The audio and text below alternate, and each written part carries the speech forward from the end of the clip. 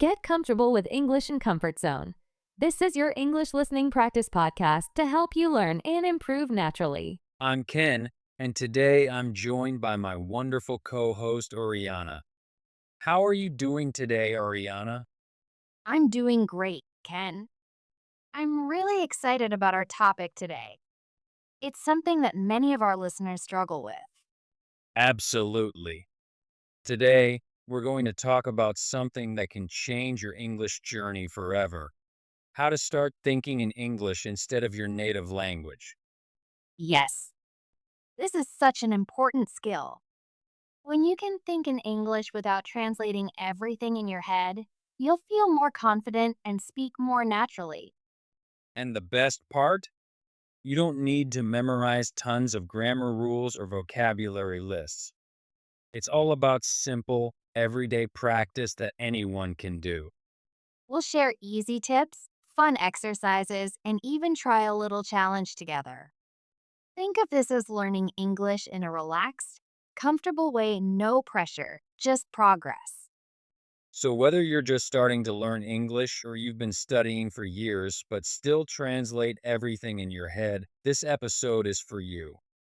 Let's begin with the biggest problem almost every English learner faces: the translation trap. Ken, have you noticed this when learning other languages? Oh, yes. I remember when I was learning Spanish. Someone would ask me a simple question, and my brain would go through this whole process. First, translate their question into my language, then think of my answer in my language, and finally try to translate it back to Spanish. It was so slow and tiring. Exactly. And while you're doing all that mental work, the conversation moves on without you. Let's say someone asks, "How's your weekend?"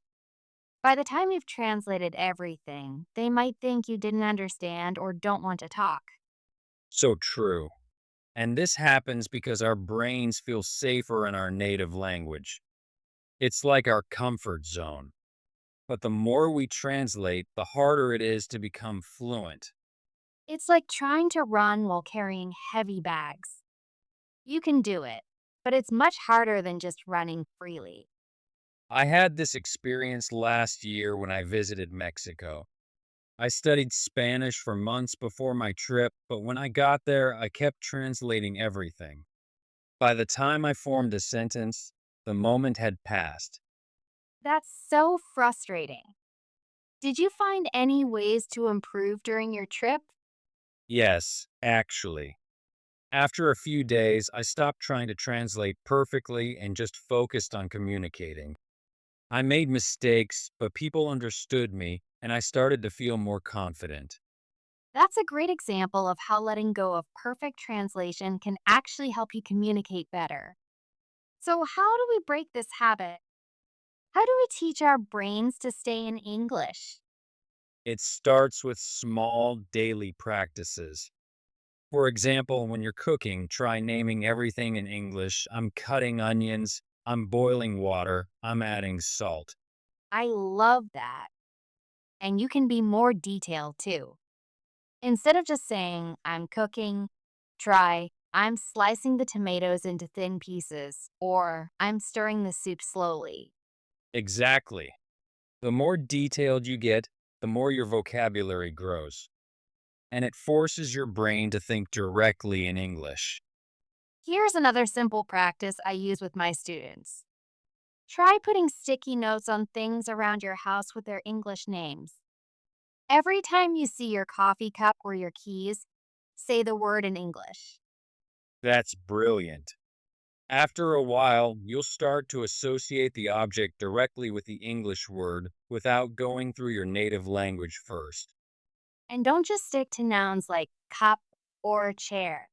Add adjectives too: blue cup, comfortable chair, or even full sentences. "This is my favorite cup," or "I sit in this chair every morning." Another helpful tip is to prepare some common phrases you use every day. For example, when someone asks how you are, instead of translating, just remember the phrase, "I'm doing well, thanks." How about you? Yes, having these ready made phrases saves you from translating. Make a list of things you say often in your native language and find their English equivalents. Like, I'm not sure. Could you repeat that? Or what does that mean? These are phrases we use all the time in conversations. Exactly. Practice saying them until they become automatic. When you hear a question in English, your brain will jump straight to the English answer without translating. These small steps help your brain create direct connections to English without going through your native language first. And remember, this won't happen overnight. Be patient with yourself. Speaking of patience, I want to share a story from one of our listeners, Maria. She wrote to us saying she felt discouraged because after 6 months of learning English, she was still translating everything. That's a common feeling. What advice did you give her? I told her that thinking in English is like learning to ride a bike. At first, you're very conscious of every move, but with practice, it becomes natural. I suggested she start with just 5 minutes a day of intentional English thinking. And how did that work for her? She wrote back after 3 weeks saying she was starting to have small thoughts in English without trying. It was happening naturally while she was shopping or cooking. That's amazing. It shows that consistent practice, even for just a few minutes a day, can make a huge difference. Now, let's talk about something that can really speed up your progress creating your own English environment, or what some people call immersion. Many people think immersion means moving to an English speaking country, but that's not true. You can create immersion right at home. Exactly. One easy way is to change the language on your phone, computer, or social media to English. This forces your brain to process English naturally throughout the day. I did this with my phone when learning Spanish, and within a week, I wasn't even noticing it was in Spanish anymore. My brain adjusted quickly. That's the power of daily exposure. And here's another tip: create English only spaces in your home. Maybe your kitchen is an English only zone where you only speak or think in English. I love that idea. You could even put a small sign that says English Zone to remind yourself. And don't forget about entertainment. Try watching TV shows or movies in English. You don't need to understand everything at first. Your brain will start picking up patterns just by listening. Start with shows you've already seen in your language.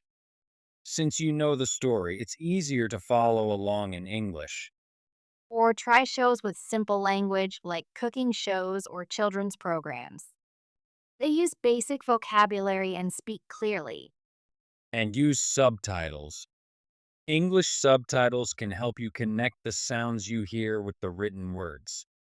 Podcasts like ours are perfect for immersion too.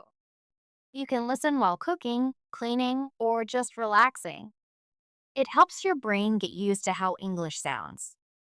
And there are so many podcasts for every interest: sports, movies, history, science. Find something you enjoy, and learning becomes fun. Music is another great tool. English songs can get stuck in your head, which is actually perfect for language learning. Absolutely. I still remember Spanish lyrics from songs I listened to years ago. Try singing along with English songs you like. Here's an idea I really like: set aside 30 minutes each day for your English zone.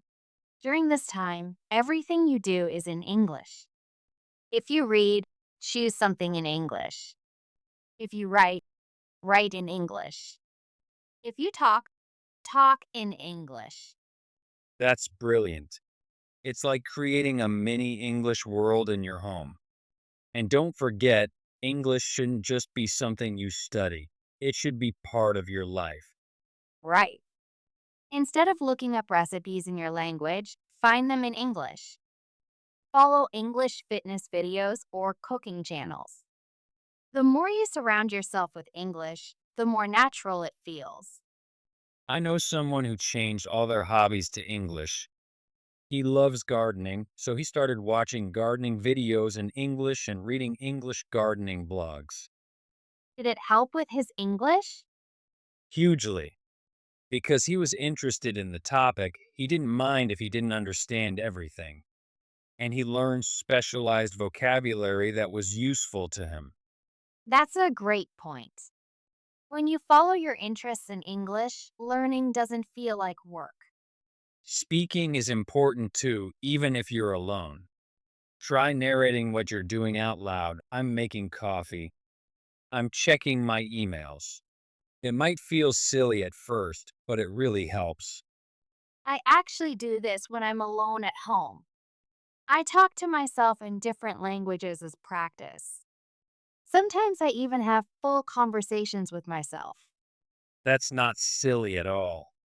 It's smart practice. You can also record yourself speaking and listen back. This helps you hear your own mistakes. And if you want to practice with others, there are so many apps and online communities where you can chat with English speakers. Even a 5-minute conversation can make a big difference. There are language exchange websites where you can find partners who want to learn your language while they help you with English. And many of these services are free. You can make friends around the world while improving your English. Some of my students were nervous about talking to native speakers.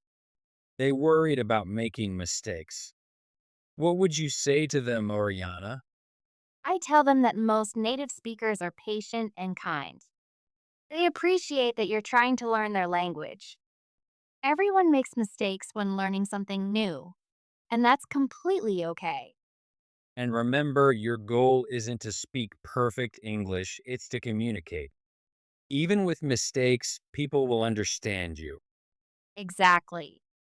Focus on the connection, not the perfection. Oriana, have you ever tried visualization to help with language learning? Yes, all the time. It's one of my favorite techniques. Visualization? I'm not sure I know what you mean. Can you explain? Of course. Visualization is when you create pictures or scenes in your mind and describe them in English. It's like making a movie in your head where everything happens in English. That sounds interesting. How would someone start doing this?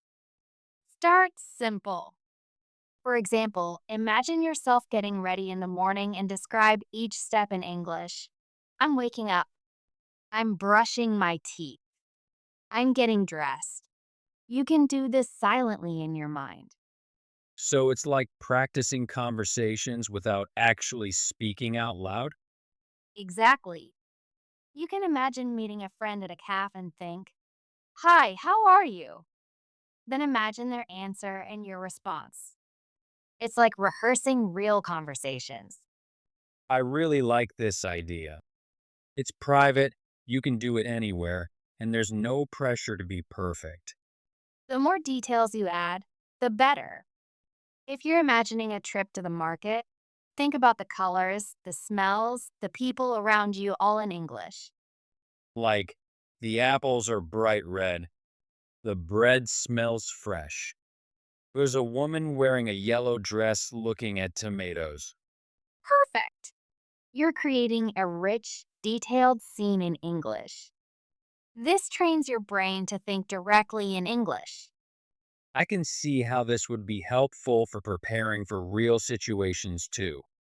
For example, if I'm nervous about a job interview, I could visualize it first. Absolutely. Imagine the interviewer asking common questions like, "Tell me about yourself," or "Why do you want this job?" Then practice your answers in your mind. This could help reduce anxiety too. If you've already practiced the scenario in your mind, the real situation feels less scary. Exactly. And you can use visualization for any situation: ordering food at a restaurant, asking for directions, or making small talk at a party. And you can have conversations with yourself too, right? Like asking yourself in English, what should I eat for lunch today? Maybe a sandwich or pasta? Yes. It's a great way to practice everyday phrases without feeling nervous. By the time you're in a real situation, it feels more natural because you've already practiced it in your mind. I'm definitely going to try this. It seems like such a simple but powerful technique. One thing I love about visualization is that you can practice anywhere on the bus, waiting in line, or before falling asleep at night. And no one knows you're doing it. It's completely private practice. Another effective technique is using your surroundings to practice English. This is something I find really helpful. Can you explain what you mean by using surroundings? Sure, it's about describing what's around you in English. For example, if you're in your kitchen, you might think or say, I need to wash these dishes, or the refrigerator is almost empty. That's a great way to practice. You don't need special time for it, just use the world around you as your classroom. I do this when I'm walking around my neighborhood. I'll think, that house has a red door. The trees are very tall. The sky is cloudy today. Ken. So it's like giving yourself a running commentary in English? Exactly. And you can make it as simple or as complex as you want. If you're a beginner, stick to simple sentences. As you improve, add more details and use more complex grammar. I imagine this would be especially helpful for learning everyday vocabulary, the things we see and use all the time. Definitely. And it helps you practice different tenses too. The dog is running, present continuous. The store closed at 9, past simple. I will call my friend later, future. That's a good point. You can practice grammar naturally without thinking about rules. Exactly. Start with simple descriptions and gradually make them more complex. It doesn't have to be perfect, the important thing is to get comfortable thinking in English. And you can combine this with visualization too. Imagine you're showing a friend around your home and explaining everything in English. Yes, this is my living room. The sofa is very comfortable. I bought that painting last year when I visited Italy. That's a great exercise. It combines vocabulary, grammar, and natural speech patterns. Here's another idea. Try describing your emotions or thoughts in English. I feel tired today, or I'm excited about the weekend. That's important. Emotional vocabulary is so useful in conversations. And it helps you connect your feelings directly to English words, which is a big step in thinking in English. Let's talk about reading in English. How can that help with thinking in English? Reading is powerful because it shows you how words and sentences fit together naturally. Start with simple texts, children's books, simple news articles, or graded readers designed for language learners. And when you read, try not to translate. Instead, look at images, use context clues, or look up words in an English dictionary. Yes. If you use a translation dictionary, you're still in the translation mindset. An English dictionary helps you stay in the English zone. I also recommend reading out loud sometimes. It connects the written words with your speech, which strengthens those connections in your brain. Great tip. And don't worry about understanding every single word. The goal is to get comfortable with English text. Writing in English is another excellent practice. Try keeping a simple diary in English, just a few sentences each day about what you did. That's perfect. You could write, today I went to work. I had lunch with my colleague. In the evening, I watched a movie. Simple but effective practice. And as you get more comfortable, you can write more detailed entries or even try creative writing like short stories. I've had students who started with just 3 sentences a day and worked up to writing full pages in English. It's amazing how quickly you can progress with consistent practice. We've covered a lot today, from breaking the translation habit to visualization and using your surroundings. But how can our listeners get started right away? I think the key is to start small and be consistent. Don't try to change everything at once. Maybe begin with just 5 minutes a day of describing your surroundings in English. Once that feels comfortable, you can add another technique like visualization or your daily English zone. And remember, it's okay if it feels strange at first. Learning to think in a new language takes time, but every small step counts. Exactly. Don't get discouraged if you don't see results immediately. Your brain is making new connections even when you don't notice it. I like to remind my students that it's like learning to drive. At first, you have to think about every little action: the steering wheel, the pedals, the mirrors. But eventually, you just drive without thinking about the process. That's such a good comparison. Language works the same way. What starts as conscious effort becomes automatic with practice. The most important thing is to make English a natural part of your daily life. Find ways to enjoy the process, watch shows you love, listen to music you like, or talk about topics that interest you. That's right. When language learning is fun, it doesn't feel like work. So, everyone, we challenge you to try at least one of these techniques this week. Maybe start with describing your morning routine in English or changing the language on your phone. And let's make it even more specific. Here's a 5-day challenge you can try. Day 1. Spend 5 minutes labeling things around your home in English, either with sticky notes or just in your mind. Day 2. Practice visualization for 5 minutes. Imagine a simple scenario like buying coffee or meeting a friend. Day 3. Choose one daily activity, like cooking or getting dressed, and narrate what you're doing in English. Day 4. Change one of your devices to English and explore the menus and options. Day 5. Write 3 to 5 sentences in English about your day. Don't worry about mistakes, just practice expressing your thoughts. That's a perfect way to start. And remember, you don't have to be perfect. The goal is progress, not perfection. And if you miss a day, don't worry. Just pick up where you left off. Consistency over time is what matters. We'd love to hear how this challenge works for you. What techniques did you find most helpful? Which ones were challenging? Yes, please share your experiences with us. You can leave a comment on our website or send us a message on social media. And if you have questions or need more tips, we're here to help. Remember, we're all learning together in our comfort zone. Thank you for joining us today on English in Comfort Zone. Don't forget to subscribe and share this podcast with friends who are learning English. We're here to help you learn in a comfortable, natural way, one step at a time. Until next time. Goodbye, everyone. Happy English thinking.